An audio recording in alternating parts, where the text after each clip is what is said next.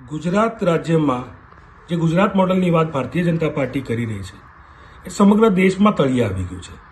સંસદમાં જે ચોંકાવનારા આંકડા સામે આવ્યા છે કે ગુજરાત રાજ્યમાં વર્ષ 2025-26માં 2.40 લાખ એટલે કે આશરે 2,40,000થી પણ વધુ બાળકો શાળાની બહાર છે.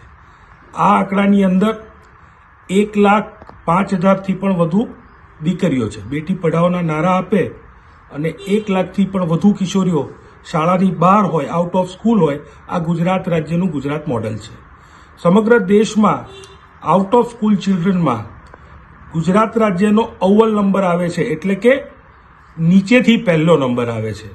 એ જ રીતે કિશોરીઓના સ્કૂલ છોડવાના કિસ્સામાં સમગ્ર દેશમાં ગુજરાત રાજ્ય નીચેથી પહેલો નંબર આવે છે. સાથે સાથે દુઃખદ વાત એ છે કે સમગ્ર દેશના શાળાઓ છોડનારા બાળકો આઉટ ઓફ સ્કૂલ ચિલ્ડ્રનની જે આંકડો છે તેમાં 28%થી પણ વધુ બાળકો એ ગુજરાત રાજ્યના છે. શું આ ગુજરાત મોડલ છે? આશરે 2199 કરોડથી પણ વધારે જો ખર્ચ થતો હોય અને છતાં 2,40,000 બાળકો સ્કૂલની બહાર રહે તો આ ફાઇનાન્શિયલ મિસમેનેજમેન્ટ, આ ખર્ચ ક્યાં થાય છે એ ચોક્કસ તપાસને પાત્ર છે.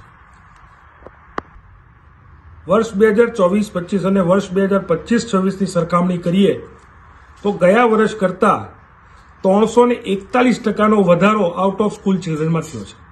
ગયા વર્ષે 55,000થી વધુ બાળકોએ સ્કૂલ છોડી હતી, આઉટ ઓફ સ્કૂલ ચિલ્ડ્રન હતા.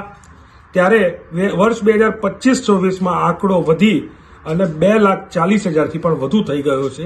તે ગુજરાતનું શિક્ષણનું મોડલ દર્શાવે છે. ગુજરાત સરકાર શિક્ષણના મામલે કેટલી ઉદાસીન છે અને આ બાળકોએ ચોક્કસપણે કયા કારણે શાળાઓ છોડી છે તે તપાસનો વિષય છે. 2199 કરોડથી વધુ ખર્ચાયા છે તો એ રૂપિયા જાય છે ક્યાં તે સૌથી મોટો સવાલ છે, તે સૌથી મોટો ક્વેશ્ચન માર્ક છે.